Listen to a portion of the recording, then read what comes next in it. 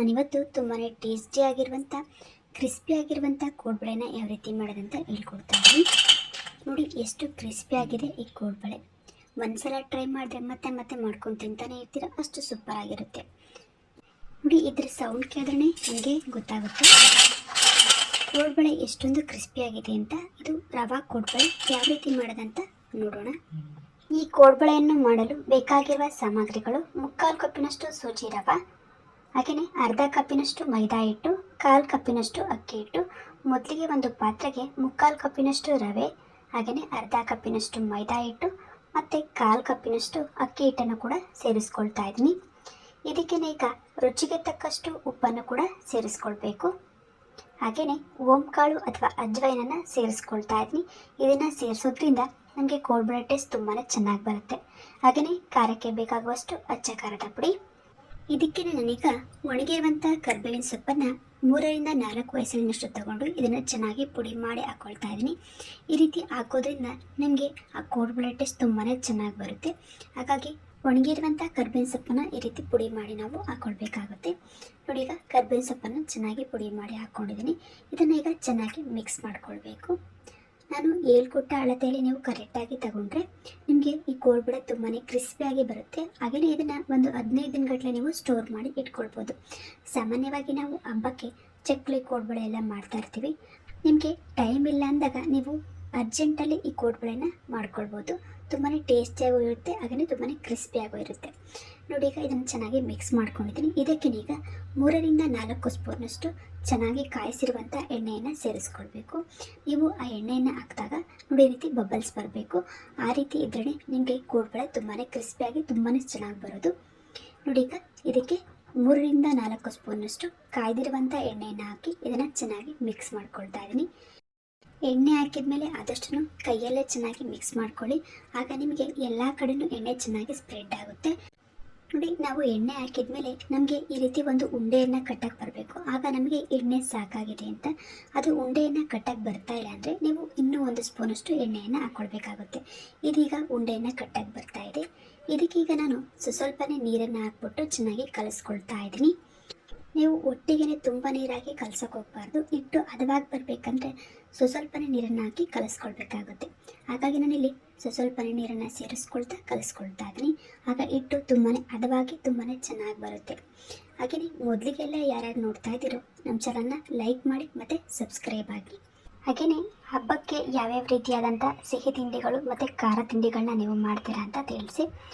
ಹಬ್ಬ ಅಂದ್ರೆ ತುಂಬಾ ರಿಸ್ಕಿಂಗ್ ಕೆಲಸ, ತುಂಬಾ ಅಡುಗೆಗಳು ಮಾಡಬೇಕು. ಅಂಥ ಟೈಮಲ್ಲಿ ಸಿಂಪಲ್ಲಾಗಿ ಈ ರೀತಿ ರವೆಯಿಂದ ನಾವು ಒಂದು ಕೋಡ್ಬಳೆಯನ್ನು ಮಾಡ್ಕೊಳ್ಳೋದು ತುಂಬಾ ಈಸಿಯಾಗಿರುತ್ತೆ. ಹಾಗೆಯೇ ತುಂಬಾ ಕ್ರಿಸ್ಪಿಯಾಗಿರುತ್ತೆ. ಆದ್ದರಿಂದ ಈ ಕೋಡ್ಬಳೆನ ನೀವು 4 ದಿನ ಮುಂಚೆ ಕೂಡ ಮಾಡಿಟ್ಕೊಳ್ಬೋದು. ನೋಡಿ, ಈಗ ಇದನ್ನು ನೀರು ಹಾಕಿ ಹದವಾಗಿ ಕಲಿಸ್ಕೊಳ್ತಾ ಇದ್ದೀನಿ. ಹಿಟ್ಟನ್ನು ನೀವು ತುಂಬಾ ತೆಳುವಾಗಿ ಕಲಿಸ್ಕೊಳ್ಬೇಕು. ಆಗ ನಿಮಗೆ ಈ ಕೋಡ್ಬಳೆ ತುಂಬಾ ಚೆನ್ನಾಗಿ ಬರುತ್ತೆ. ನೋಡಿ, ತೋರಿಸ್ತಾ ಇದ್ದೀನಿ ನಾನು ಯಾವ ರೀತಿ ಹಿಟ್ಟನ್ನು ಕಲಿಸಿದ್ದೀನಿ ಅಂತ.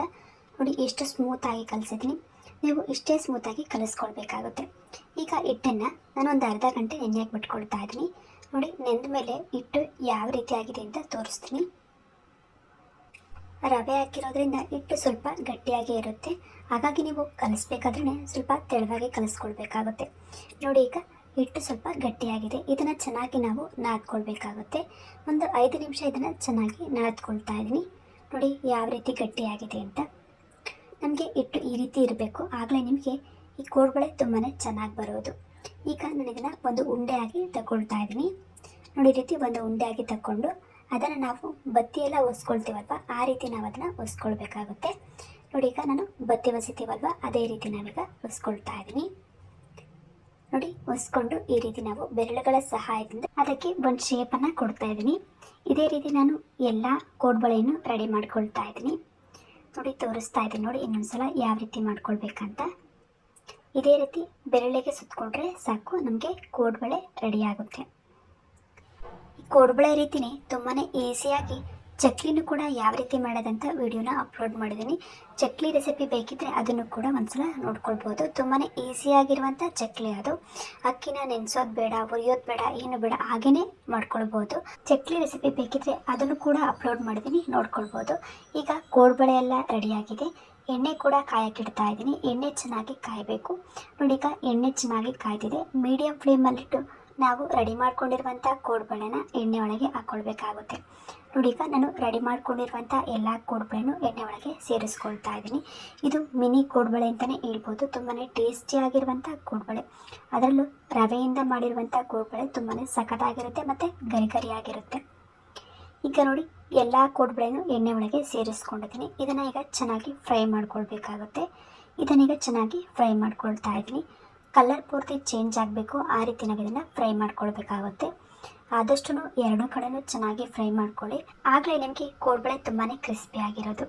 ಮತ್ತು ಮೀಡಿಯಂ ಫ್ಲೇಮಲ್ಲಿಟ್ಟು ಚೆನ್ನಾಗಿ ಫ್ರೈ ಮಾಡ್ಕೊಳ್ಬೇಕು, ಆಗ ನಿಮಗೆ ಕೋಡ್ಬಳೆ ತುಂಬಾ ಕ್ರಿಸ್ಪಿಯಾಗಿರುತ್ತೆ. ಹಾಗೆಯೇ ತುಂಬ ದಿನ ಈ ಕೋಡ್ಬಳೆಯನ್ನು ಇಟ್ಕೊಳ್ಬೋದು. ಬರೀ ಕೋಡ್ಬಳೆ ಹಿಟ್ಟನ್ನು ನೀವು ರೆಡಿ ಮಾಡಿದ್ರೆ ಸಾಕಾಗಲ್ಲ, ಯಾವ ರೀತಿ ಫ್ರೈ ಮಾಡ್ತೀರಾ ಅನ್ನೋದನ್ನ ನೋಡ್ಕೊಳ್ಬೇಕು.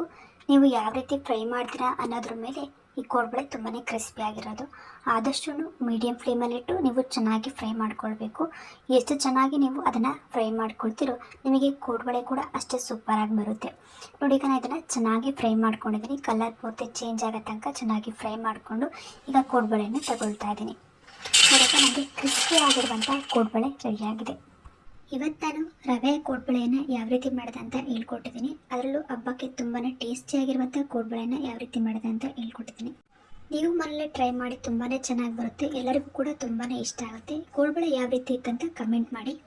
ಹಾಗೆಯೇ ಈ ಕೋಡ್ಬಳೆ ರೆಸಿಪಿ ನಿಮಗೆ ಇಷ್ಟ ಆಗಿದ್ರೆ ಲೈಕ್ ಮಾಡಿ, ಶೇರ್ ಮಾಡಿ, ಸಬ್ಸ್ಕ್ರೈಬ್ ಆಗಿ ನಮ್ಮ ಎಲ್ಲ ವಿಡಿಯೋ ನೋಡ್ತಾ ಇರಿ. ಧನ್ಯವಾದಗಳು.